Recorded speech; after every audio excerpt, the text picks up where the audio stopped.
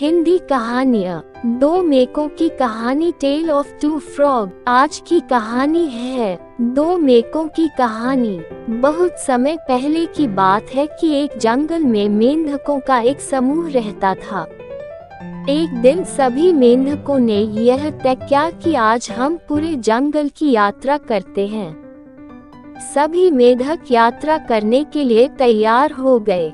इसके बाद यात्रा करते हुए समूह में से दो मेंढक गहरे गड्ढे में गिर जाते हैं, जिसके बाद दोनों मेंढक बाहर निकलने का काफी प्रयास करते हैं, लेकिन दोनों में से कोई भी बाहर नहीं निकल पाता।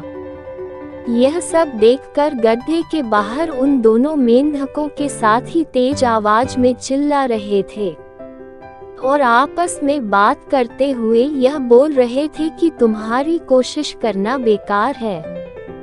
तुम कितनी भी कोशिश कर लो, गड्ढे से बाहर नहीं निकल पाओगे। गड्ढे में मौजूद दोनों मेंढकों में एक मेंढक गड्ढे के बाहर सभी मेंढकों की यह बातें सुन रहा था।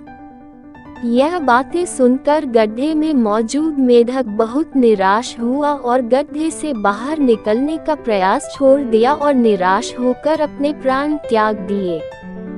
परंतु दूसरा मेंढक अभी भी पूरी तरह से गड्ढे बाहर निकलने की कोशिश करने में लगा हुआ था और गड्ढे के बाहर मौजूद सभी मेंढक उसका मजाक बना रहे थे और हंस रहे थे।